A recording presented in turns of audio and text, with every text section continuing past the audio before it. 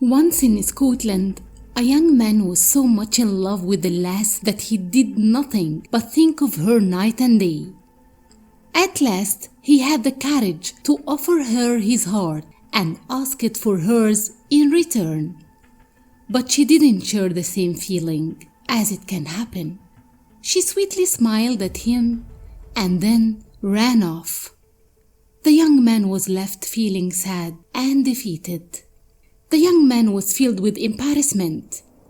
He felt he could no longer show his face around town, not with everyone knowing she had passed him over.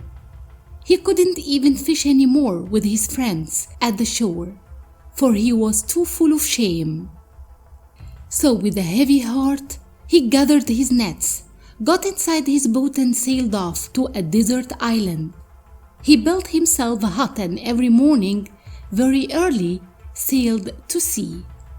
There he would cast his nets and hopefully haul in a day catch. He took his catch to the closest shore port where no one knew his face. He would sell his fish to the local market and with the money he earned buy food and other necessities and sail back home to his island. Such was his life, day after day. Then one day, the corner of his eye caught something gleaming with the fish in his net. Quickly, he grabbed it with one hand, though it twisted, and he tied the net into a knot so that whatever it was could not escape. "Let me go!" he heard the voice shout out. To his surprise, it was a mermaid. She looked like every other girl from the waist up, but below that flipped the long fish tail that glittered with shiny yellow-green scales. "Oh, a mermaid! You know as well as I do that you must grant me a wish." "Very well. I suppose you want a bag of gold coins. I happen to know of a sunken ship not far from here with such a treasure." "Oh, I have no interest in coins. That will not give me what I want." "So it's a trunk of treasure you require? I'm the daughter of the king of the sea and can have my mermaid servants deliver such a trunk to your island.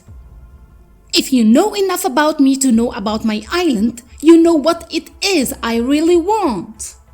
"Oh, the girl. Why her?"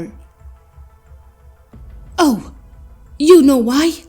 Her blue eyes, her blonde hair, the way she moves.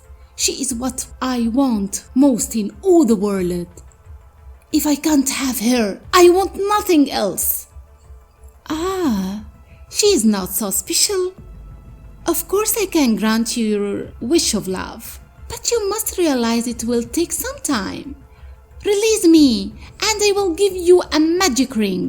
After 1 year and a day, when you go to her and offer her the ring, she will not refuse." "How do you know she won't already be married by then?" "She won't be." So he decided to let the mermaid free. He took the ring and placed it into a jar.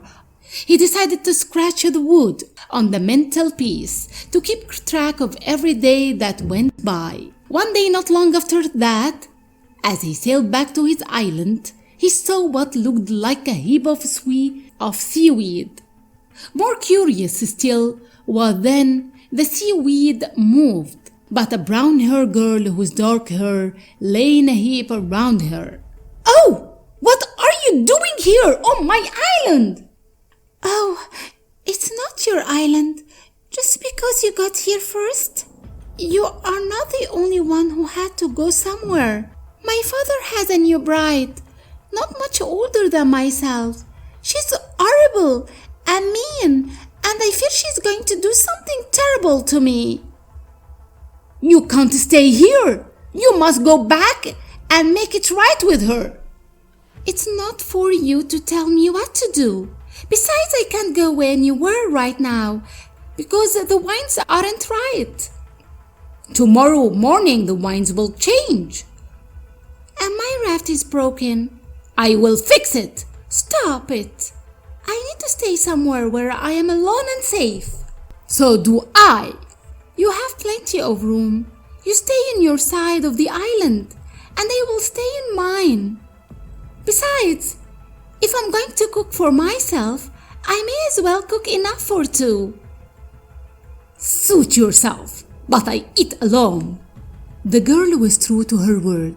When the young man returned from fishing or from the market, he would find a hot meal for him on the table. Where she went, where she slept, he didn't know and did not wonder in the least. One day he had a especially good day. The fish were plentiful and fetched a good price. He came home earlier than usual and found the girl in his hut. She was started to leave. He said, "There now, you don't have to go so quickly. Grab yourself a plate and sit across from me. We might as well eat together." So they ate together, saying little, but the next day she was always there when he returned, and when they ate together, they said a few words more. The day after that, a few words more until they got to know all about one another. And so the days were quickly by. Before he knew it, it was the 365th day, one whole year since the fateful day he caught the mermaid in his net. When the lad entered the hut that afternoon, he saw the girl in front of the hearth with the magic ring on her finger, holding up her hand and looking at it. "What are you doing?" "Nothing. Just making sure all is well with the ring for tomorrow." Then she went to her room. When she returned, she held a cloth bag with all of her belongings. "I'm leaving now. I'm going back to my father's home." "What?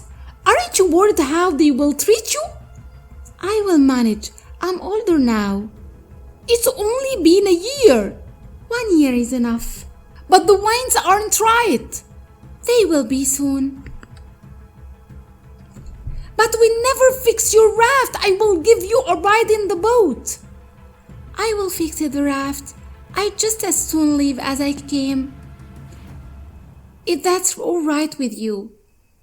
She walked over the chart, took it off the wall, laid it before him, and marked off the last day. Then one day he saw her. "Oh!